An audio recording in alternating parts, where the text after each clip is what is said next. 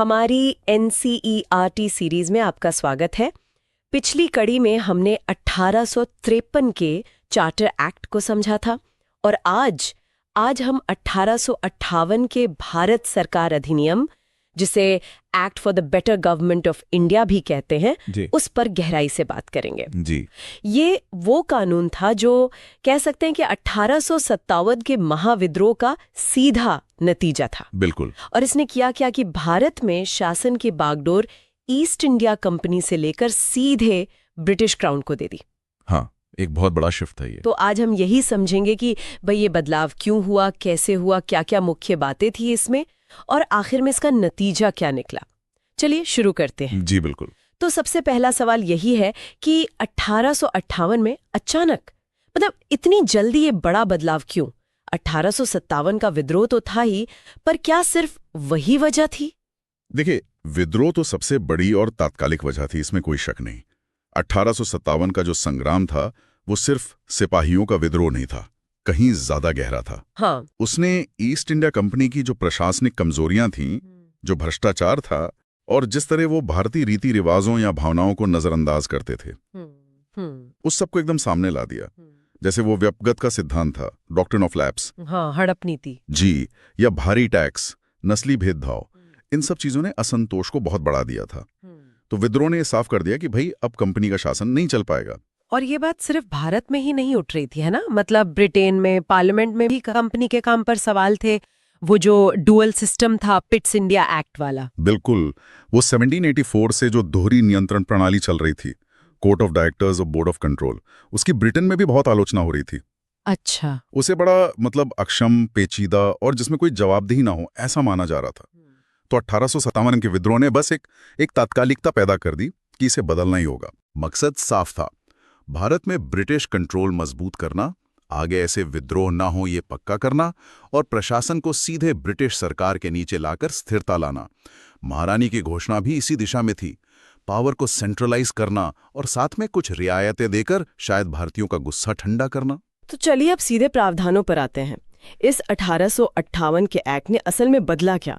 सबसे बड़ी बात तो शायद यही थी कि ईस्ट इंडिया कंपनी का रूल खत्म। हाँ, ये सबसे बुनियादी और सबसे दूरगामी बदलाव था। एक्ट की धारा 1 ने ही साफ कह दिया कि ईस्ट इंडिया कंपनी अब शासक नहीं रहेगी। अच्छा। उसके जितने भी क्षेत्र थे, सारा रेवेन्यू, सारी मिलिट्री और नेवल फोर्स, सब कुछ सीधे ब्रिटिश क्राउन को ट्रांसफर हो गया। मतलब कंपनी खत्म, शासन के तौर पर। शासन के तौर पर, बिल्कुल। हाँ, उसके व्यापारिक काम कुछ समय तक चलते रहे, 1874 तक, लेकिन भारत पर राज 1858 में ही खत्म हो गया। समझिए 1600 से चला आ रहा एक पूरा युग समाप्त हो गया। ठीक है, तो कंपनी से शासन क्राउन को गया, लेकिन लंदन में कौन कंट्रोल करेगा? वो डुअल सिस्टम तो हट गया था। हाँ, उसकी जगह एक नया और बहुत पावरफुल पद बनाया गया, भारत के राज्य सचिव का, secretary of state for India. Secretary of state, ये कौन होता था? ये ब्रिटिश कैबिनेट का मेंबर होता था, एक मंत्री, और वो भारत के प्रशासन के लिए सीधे ब्रिटिश संसद को जवाबदेह था। जो पहले बोर्ड ऑफ कंट्रोल और कोर्ट ऑफ डायरेक्टर्स की मिलीजुली शक्तियां थीं, वो सब अब इस एक व्यक्ति के पास आ गईं। ओह, तो काफी सेंट्रलाइजेशन हो गया। बहुत ज्यादा, सारी ताकत एक जगह। और इनकी मदद के लिए कोई था या ये अकेले ही सब देखते थे? नहीं, इनकी मदद और सलाह के लिए एक 15 सदस्यों की भारत परिषद बनाई गई थी, council of India. Council of India. हाँ, एक्ट की धारा 3 से 10 तक इसी के बारे में है। ये मुख्य तौर पर एक एडवाइजरी बॉडी थी, मतलब सलाह देने वाली संस्था। भारत सचिव इसके अध्यक्ष होते थे। अच्छा, ये तो हुई लंदन की व्यवस्था। अब भारत में आते हैं। यहाँ जो सबसे बड़े ब्रिटिश अधिकारी थे, गवर्नर जनरल, उनका क्या हुआ? गवर्नर जनरल का जो टाइटल था वो बदल दिया गया। अब उन्हें वाइसराय कहा जाने लगा। वाइसराय, इसका क्या मतलब था? वाइसराय का मतलब होता है रॉयल रिप्रेजेंटेटिव, शाही प्रतिनिधि। अच्छा। तो ये दिखाने के लिए कि वो भारत में सीधे ब्रिटिश क्राउन के निजी प्रतिनिधि हैं। हालांकि उनकी जो एग्जीक्यूटिव पावर्स थीं, उनमें कोई बड़ा बदलाव नहीं हुआ और उनकी जो एग्जीक्यूटिव काउंसिल थी वो भी वैसी ही रही जैसे 1853 एक्ट से चली आ रही थी। और पहले वाइसरॉय कौन बने? लॉर्ड कैनिंग, वो कंपनी के आखिरी गवर्नर जनरल थे और फिर क्राउन के पहले वाइसराय बने। लॉर्ड कैनिंग, ठीक है। तो इसका मतलब ये हुआ कि वो जो 1784 से चली आ रही थी कंफ्यूजिंग सी दोहरी सरकार, बोर्ड ऑफ कंट्रोल और कोर्ट ऑफ डायरेक्टर्स, वो खत्म? बिल्कुल खत्म। अधिनियम की धारा 39 ने साफ तौर पर इन दोनों बॉडीज को समाप्त कर दिया। अब कोई कंफ्यूजन नहीं, सीधा कंट्रोल। और सेना का क्या हुआ?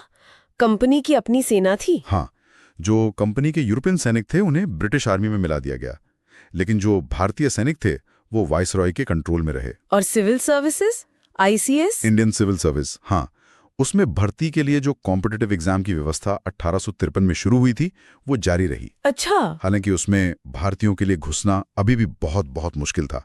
नाम के लिए ओपन थी पर असलियत अलग थी। और फिर वो महारानी विक्टोरिया की घोषणा, जिसका जिक्र बहुत होता है, क्या वो एक्ट का ही हिस्सा थी? देखिए, टेक्निकली वो एक्ट का हिस्सा नहीं थी, पर उसे 1 नवंबर 1858 को इसी एक्ट से मिली शक्तियों के तहत ही जारी किया गया था। अच्छा। ये एक तरह से नए राज की पॉलिसी स्टेटमेंट थी, नीतियों की घोषणा। इसमें भारतीय राजाओं को, आम लोगों को कई तरह के आश्वासन दिए गए। जैसे कि? क्या कहा गया था उसमें? जैसे ये कहा गया कि भाई ब्रिटिश सरकार भारतीयों के धार्मिक मामलों में दखल नहीं देगी, कानून के सामने सब बराबर होंगे, सरकारी नौकरियों में भेदभाव नहीं होगा, योग्यता देखी जाएगी। जो रियासतें थीं उनके अधिकार, उनका सम्मान, उनके साथ जो संधियां हुई थीं उनका पालन किया जाएगा।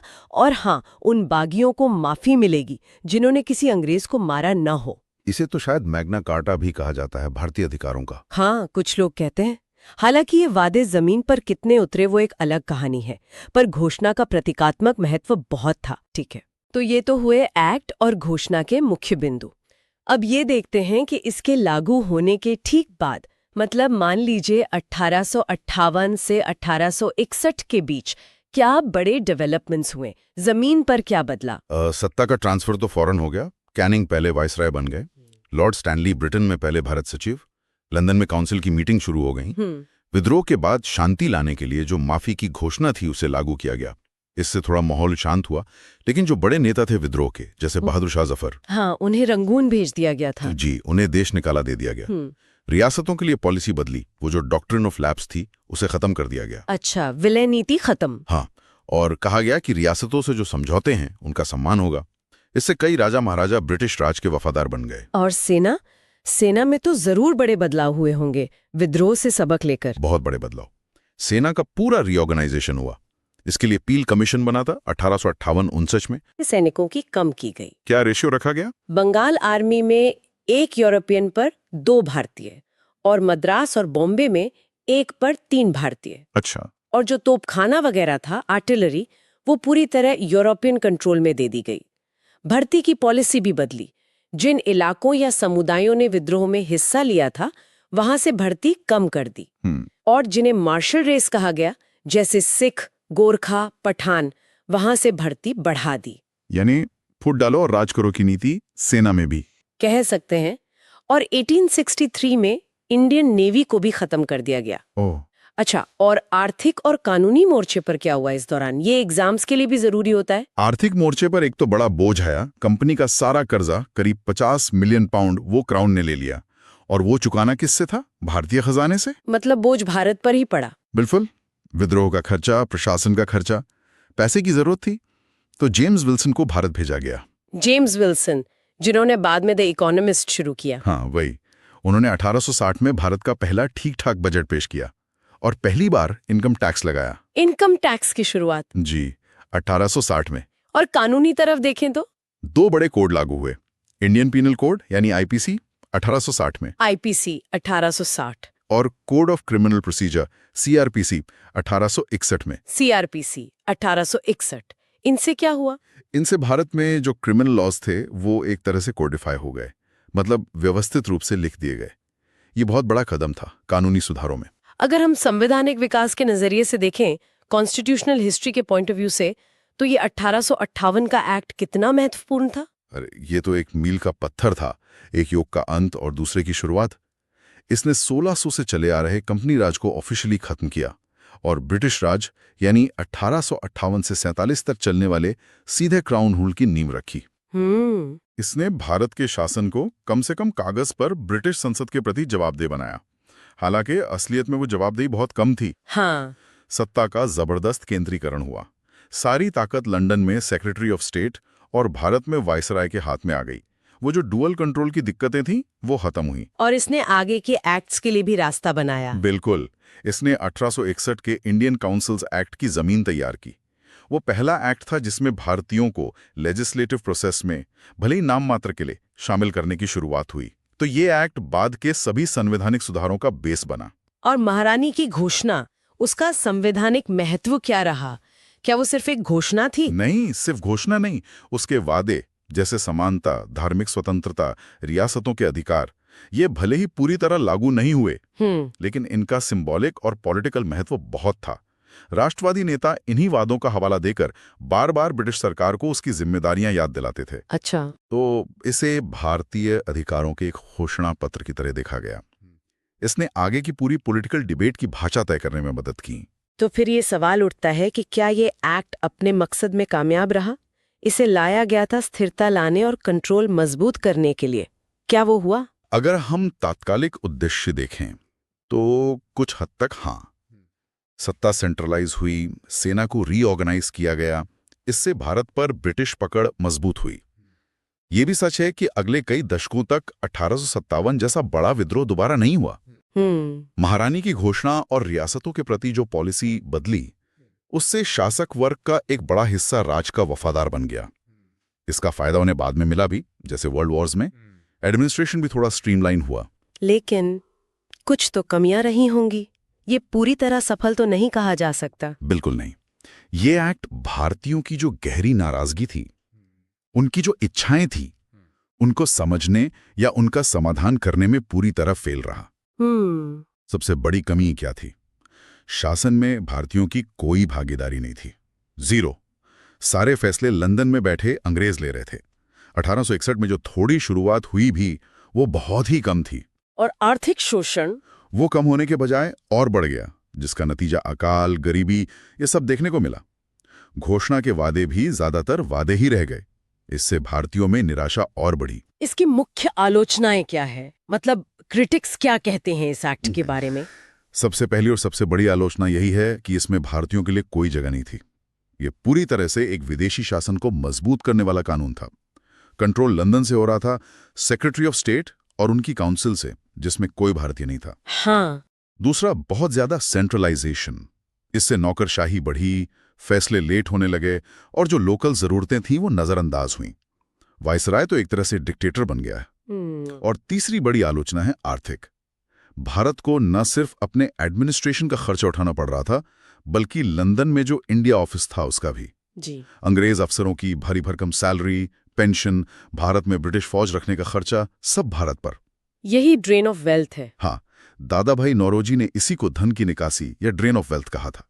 और इस एक्ट के बाद ये निकासी और तेज हो गई। तो भारतीयों के लिए क्या बदला? बस मालिक बदल गया, कंपनी की जगह क्राउन आ गया, पर शोषण का तरीका वही रहा, शायद और ज्यादा सिस्टमैटिक हो गया। और अगर हम लॉन्ग टर्म इम्पैक्ट की बात करें, लंबे समय में इस एक्ट का क्या असर रहा? इसकी लेगेसी क्या है? इसने उस ब्रिटिश राज के एडमिनिस्ट्रेटिव और पॉलिटिकल स्ट्रक्चर की नींव रखी जो अगले 90 साल तक चला। सेंट्रलाइजेशन, एक ताकतवर ब्यूरोक्रेसी, सेंटर का राज्यों पर कंट्रोल, ये चीजें आजाद भारत के संविधान और गवर्नेंस सिस्टम पर भी असर डालती दिखती हैं। और मजे की बात देखिए, इसी एक्ट और महारानी की घोषणा के जो अधूरे वादे थे, उन्होंने ही भारतीय राष्ट्रवाद को हवा दी। कैसे? जब पढ़े लिखे भारतीयों ने देखा कि समानता, बराबरी के मौके, ये सब बातें सिर्फ कहने की हैं, जैसे आईसीएस में घुसना लगभग नामुमकिन है, तो उनमें गुस्सा बढ़ा। इसी गुस्से ने फिर ऑर्गेनाइज्ड पॉलिटिकल मूवमेंट्स को जन्म दिया और 1885 में इंडियन नेशनल कांग्रेस बनी। तो एक तरह से इस एक्ट ने अनजाने में ही राष्ट्रवाद के बीज बो दिए। आर्थिक रूप से तो भारत पूरी तरह ब्रिटेन के लिए कच्चे माल का सप्लायर और उसके तैयार माल का बाजार बन गया। इससे भारत के अपने उद्योग, खासकर टेक्सटाइल, वो तबाह हो गए, जिसे डी इंडस्ट्रियलाइजेशन कहते हैं। गरीबी बढ़ी। लेकिन कुछ आधुनिकीकरण भी तो हुआ। रेलवे, कानून। हाँ, बिल्कुल हुआ। Railway, telegraph, postal system, unified legal system, ये सब आए। लेकिन इनका प्राइमरी मकसद भारत पर ब्रिटिश कंट्रोल मजबूत करना और यहाँ की रिसोर्सेज का ज्यादा अच्छे से शोषण करना था। फायदा भारतीयों को भी हुआ, पर वो सेकेंडरी था। चलिए, अब परीक्षा की तैयारी करने वालों के लिए एक टीचर की तरफ फटाफट इसके मुख्य पॉइंट्स दोहरा लेते हैं, एकदम वन लाइनर स्टाइल में। जरूर। तो ध्यान रखने वाली बातें ये हैं। एक्ट का नाम भारत सरकार अधिनियम 1858 या act for the better government of India. सबसे बड़ा बदलाव, ईस्ट इंडिया कंपनी का शासन खत्म, सत्ता सीधे ब्रिटिश क्राउन के पास। नए पद, ब्रिटेन में secretary of state for India plus 15 members की इंडिया काउंसिल। गवर्नर जनरल बन गए वायसराय, क्राउन के प्रतिनिधि। पहले वायसराय लॉर्ड कैनिंग। क्या बात है। क्या खत्म हुआ? पिट्स इंडिया एक्ट वाला dual control, board of control और कोर्ट ऑफ डायरेक्टर्स खत्म। महारानी की घोषणा 1 नवंबर 1858। मुख्य वादे धार्मिक आजादी, बराबरी का मौका, रियासतों का सम्मान, माफी। सेना का पुनर्गठन, पील कमीशन की सिफारिश पर। यूरोपियन सैनिकों का अनुपात बढ़ाया, बंगाल 1.2, बाकी 1.3। आर्थिक, क्राउन ने कंपनी का कर्ज लिया। 1860 में पहला बजट और इनकम टैक्स जेम्स विल्सन लाए। कानूनी, आईपीसी 1860 और सीआरपीसी 1861 लागू हुए। महत्व, ब्रिटिश राज की शुरुआत, पावर का सेंट्रलाइजेशन 1861 एक्ट का बेस बना। पढ़ाई और भारतीय शामिल किए से तुलना करके समझना जरूरी है। तो कुल मिला के 1858 का एक्ट भारतीय इतिहास में एक बहुत बड़ा टर्निंग पॉइंट था। इसने 1857 के बाद ब्रिटिश पावर को दोबारा जमाया, सेंट्रलाइज किया, एडमिनिस्ट्रेशन को सीधे लंदन से जोड़ दिया। कोशिश तो थी स्थिरता लाने की, लेकिन इसने एक ऐसी सेंट्रलाइज्ड, ब्यूरोक्रेटिक और शोषक व्यवस्था की नींव डाली जिसके नतीजे बहुत दूर तक गए। बिल्कुल। और यहाँ एक सोचने वाली बात ये रह जाती है कि कैसे महारानी की घोषणा के जो ऊंचे ऊंचे वादे थे और जमीन पर जो हकीकत थी, उसके बीच की जो खाई थी, उसने कहीं ना कहीं भविष्य के राष्ट्रवादी आंदोलनों के लिए एक नैतिक जमीन तैयार कर दी। ये सवाल आज भी उठता है कि क्या बेहतर प्रशासन या स्थिरता के नाम पर जो अत्यधिक केंद्रीकरण होता है, वो हमेशा लोकल आवाजों और भागीदारी की कीमत पर ही आता है? अगर आप भारतीय राज व्यवस्था यानी इंडियन पॉलिटी को इसी तरह डिटेल में एक एक परत खोलकर समझना चाहते हैं तो हमारी प्लेलिस्ट पर जरूर जाइएगा। वहां आपको इस सब्जेक्ट का एकदम साफ और स्ट्रक्चर्ड कवरेज मिलेगा जी। और अगर आपको 1858 के अधिनियम पर हमारी ये बातचीत, ये गहरी पड़ताल पसंद आई हो तो प्लीज इसे शेयर करें, चैनल को सब्सक्राइब करें और नीचे कमेंट्स में हमें बताएं कि आपको कैसा लगा। आपका हर लाइक हमें और बेहतर करने के लिए मोटिवेट करता है। बिल्कुल। अगली बार फिर मिलेंगे एक नए टॉपिक के साथ। धन्यवाद। धन्यवाद।